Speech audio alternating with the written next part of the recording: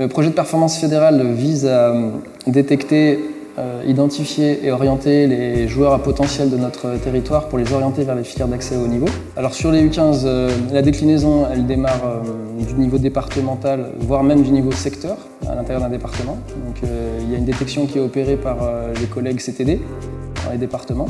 Ils rassemblent donc les joueurs identifiés par les clubs ou par le CTD, jusqu'à intégrer donc une sélection de 16 joueurs départementaux qui participent à la Coupe interdistrict qui a lieu sur les vacances de la Toussaint.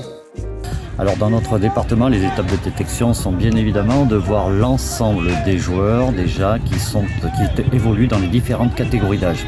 À ce sujet, nous sommes en relation avec les coachs des différents clubs, mais également les entraîneurs des sections sportives départementales. Et nous faisons en sorte qu'il y ait pratiquement 90-95% de joueurs vus, notamment des joueurs nouveaux arrivant dans notre département. De ce fait, suite à cela, d'une année sur l'autre, nous pouvons avoir déjà des groupes de travaux qui sont organisés sur différents secteurs dans mon département. Et bien évidemment, à un moment ou à un autre, on a un rassemblement de ces différents secteurs pour pouvoir les amener sur un stage départemental de perfectionnement. Suite à cela, est constituée une équipe départementale qui pourra participer aux rassemblements régionaux dans différentes catégories d'âge. Cette compétition régionale est d'abord une opération de détection organisée sous la forme d'une coupe avec la formule échiquier. 2 poules de 6 sélections sont constituées avec 3 matchs par équipe sur 4 jours de rassemblement. Les 2 premiers de chaque poule sont qualifiés avec une sélection de joueurs issus de toutes les autres équipes non qualifiées et l'équipe du pôle espoir garçon, soit 4 équipes qui s'affrontent en formule demi-finale et finale sur un week-end. Alors l'intérêt de ce rassemblement, c'est en premier lieu sortir donc, du monde rural. C'est aussi pour nous que nous sommes un petit département.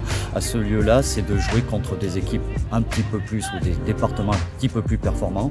Bien évidemment, ce n'est pas véritablement pour moi une compétition, c'est de passer un palier et de pouvoir se jauger par rapport à des départements un petit peu plus hauts que nous, dans un premier lieu. Et deuxièmement, c'est de faire voir des joueurs, tout simplement. Faire voir des joueurs, la valeur des joueurs, avec, comme je vous ai dit, des valeurs, peut-être pas un énorme bagage technique et tactique, mais qui peuvent intégrer et quand ils sont avec d'autres joueurs de qualité, voir ce qu'ils peuvent apporter pour constituer un groupe régional. Avec la commission technique de mon département, nous avons mis en place bien évidemment des critères d'évaluation qui déclinent de la Fédération française de football, qui déclinent évidemment de la LoraFoot, mais qui peuvent être modulables et adaptables en fonction bien évidemment de nombre de licenciés, de structures d'entraînement et de nombre de séances et de contenu de séances. C'est un truc formidable parce que tous les gens se rencontrent, il y a des échanges et même pour les jeunes joueurs, c'est ce que je leur dis au début, échanger, discuter. Il y a la chance d'avoir des kinés, il y a la chance d'avoir des médecins, il y a la chance d'avoir des éducateurs sportifs pour essayer de dessiner votre éventuel futur. Ça peut être un truc super intéressant. Et la LoraFoot, elle met à disposition les terrains, les hébergements et tout. C'est un outil de travail exceptionnel. Ils travaillent, comme je leur dis, dans des conditions de... C'est comme si c'est des pros pendant 3 jours. Ils vivent par le foot et pour le foot. Il faut préciser qu'en parallèle de ce parcours départemental et régional, un groupe de développement U15 FFF regroupe sur chaque vacances scolaires une trentaine des meilleurs joueurs français, issus des sections sportives élites des clubs professionnels et des pôles espoirs.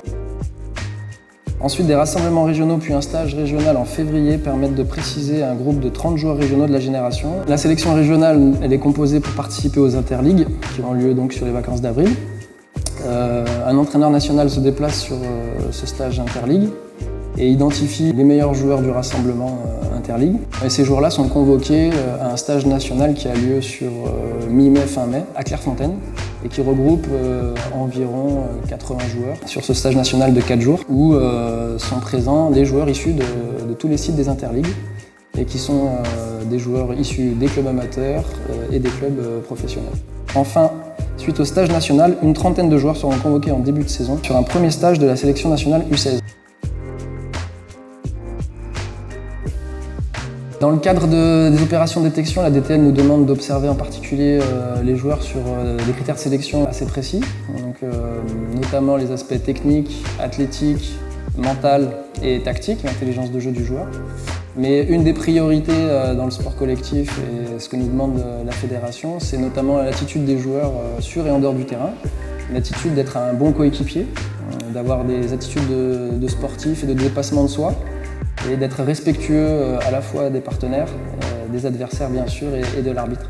Et des priorités pour nous dans l'observation. C'est on va dire un socle commun qu'on se fixe dans l'identification, la détection et le recrutement de nos joueurs.